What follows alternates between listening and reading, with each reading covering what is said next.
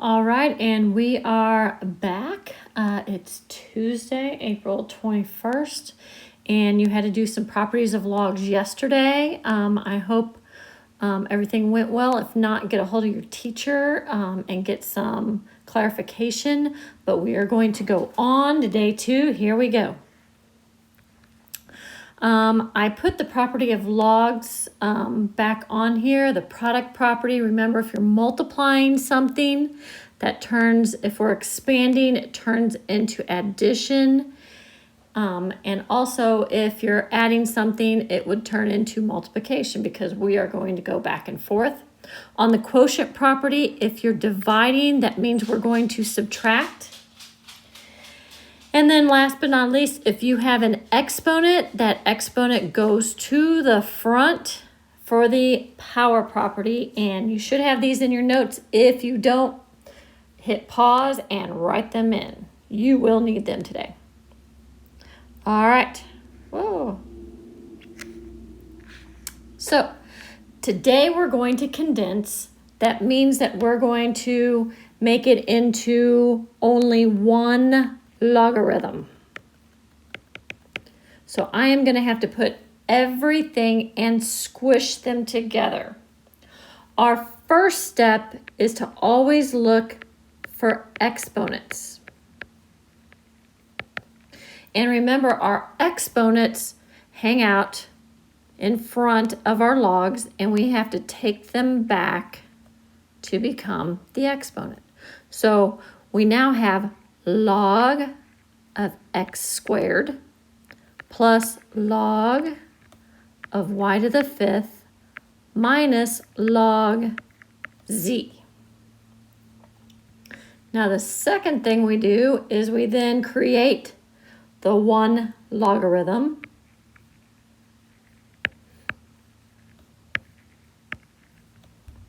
And so I write just one log out in front and everything else is going to go together. So remember, when we add, that means to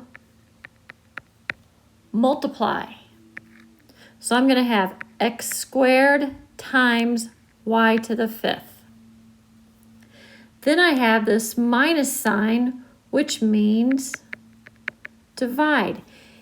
If you have a negative sign, that means it's going to go to the denominator. So that's all going to be over z. So this right here is our condensed log. We made it into one logarithm. Let's do another. All right. So first of all, we talked about this before, okay? Because I said you could write it as 1/2 natural log of a, or it'd be natural log of a divided by 2. So we're going to pull out that 1/2 so we can see it because it's actually an exponent.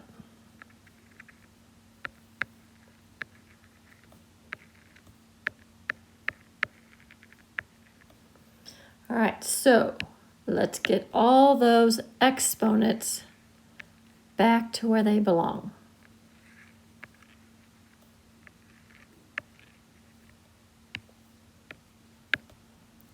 All right, so that gives me the natural log of a to the 1/2 power minus the natural log of b to the 3rd power minus the natural log of c to the 4th power. All righty. So now, what does to the 1/2 power actually mean? A to the 1/2 power is the same thing as the square root of a. So we have the natural log of the square root of a minus the natural log of b cubed minus the natural log of c to the 4th. Okay, so everything is where it should be. Now it's time to make just one natural log of everything. So I have the square root of a, Then notice I have a subtraction sign. Subtraction sign means this is going to go in the denominator. So it's going to be divided by b to the third. And again, I have a subtraction sign, which means denominator. So my c to the fourth will be in the denominator. And this turns out to be our condensed answer. Remember, subtraction sign, denominator, addition sign is multiplication.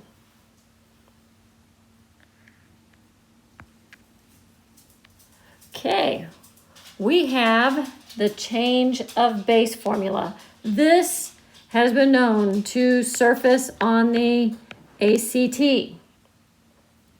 So we are going to write the change of base. When we look at the change of base, log base b of x equals log x over log b.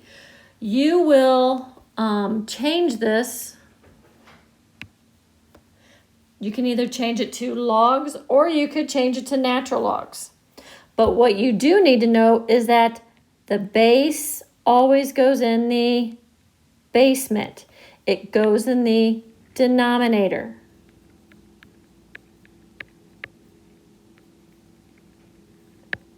So I could also write this as the natural log of x over the natural log of b. These are going to equal the same thing.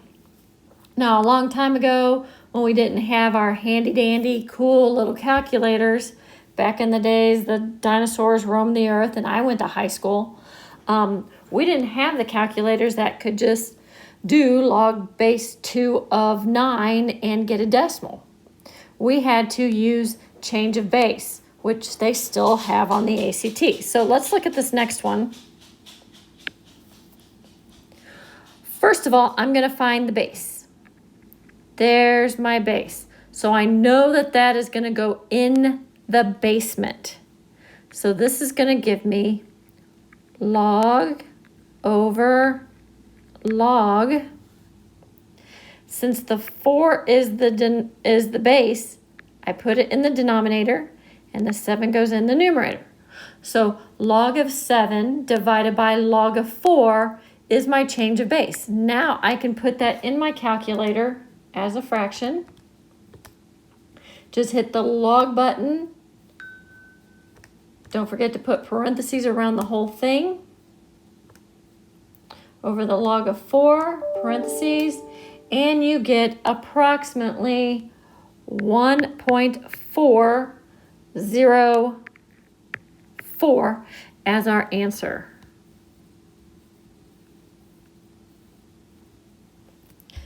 All right, let's do this next one. Let's pick a color that I haven't used. Let's go brown. The first thing I find is my base. My base goes in the basement. So I'm going to have a log up here and a log down here. I know the 7 is going to go to the basement. That means I got to put 3/16 on top. So the log of 3/16 divided by the log of 7, and you put that whole thing on your calculator at once, and you get approximately negative 0.860, rounding to 3 decimal points. Remember, base, basement, which means the denominator. Alrighty, so do you know the product property? If they're multiplying, you add them when you expand.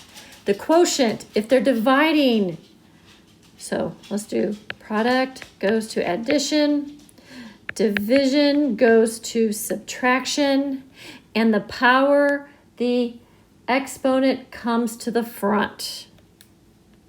All right, Here is the second part of this lesson. You need to do the assignment and big ideas 6.5b. Remember, communicate with your teacher. Okay? And I will see you back tomorrow. Work hard, guys. We're almost done.